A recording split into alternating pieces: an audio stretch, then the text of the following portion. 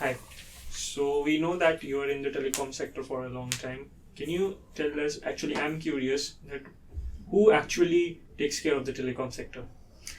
Yeah, Akshanj. So let's understand in a very simple language. So there are two parts. If anyone wants to start telecom service, he requires a license in India. So the license is issued under the Indian Telegraph Act 1885 by the licensor. And licensor here is the Government of India through the Department of Telecommunication. So that's the one part.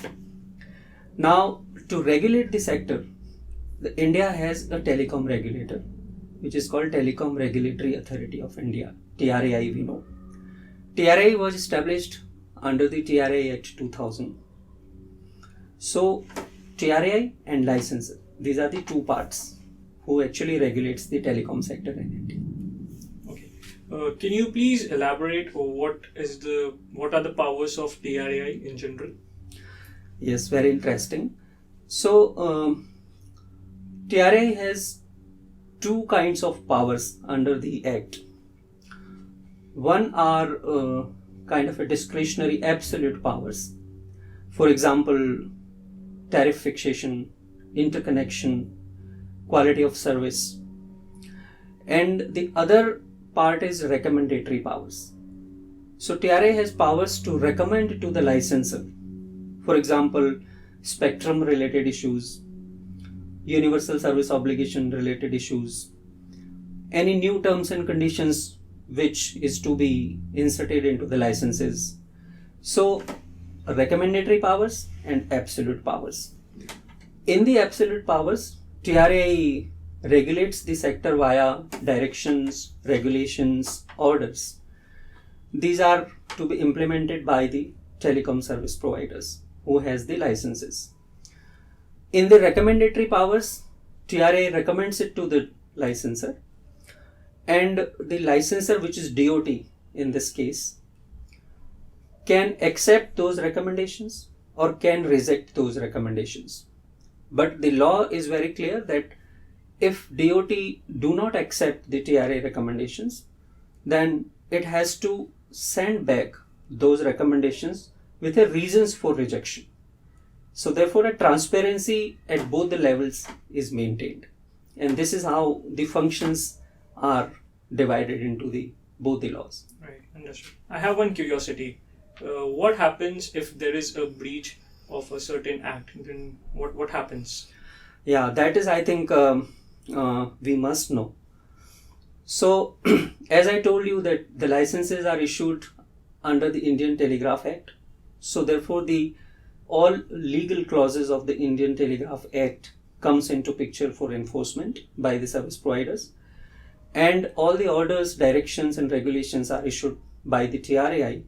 So, therefore, all the provisions of the TRAI comes into picture for compliances. So, any breach of a TRAI related regulations can have two implications. One is that a warning, show cause notices for not to repeat such violations. This is the one way to do it. But if the breaches are of a serious nature and in the TRAI's eyes, then it can even recommend to the licensor for imposition of the penalty under the Indian Telegraph Act or even for cancellation of the license. It depends upon the severity of the breach.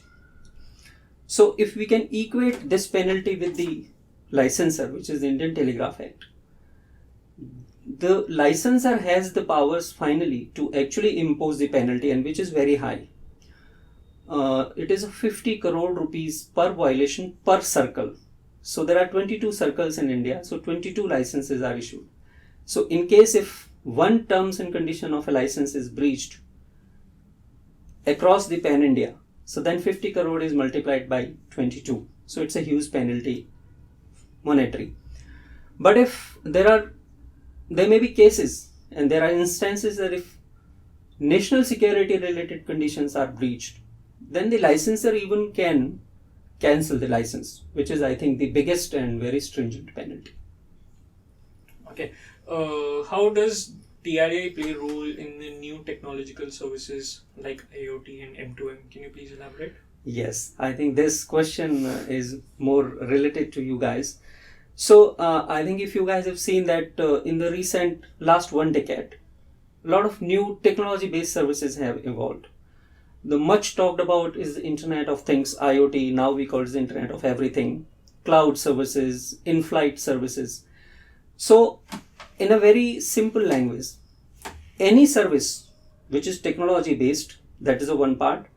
But if that service requires a telecom network to be connected to finally provide it to the end consumer, then the telecom field actually comes into picture. So any technology service which involves telecom network comes into the ambit of the TRAI and DOT both. So for M2M, for cloud, for in-flight services, TRAI has given so many recommendations to the DOT that how the framework should be there so that it can form part of the licenses.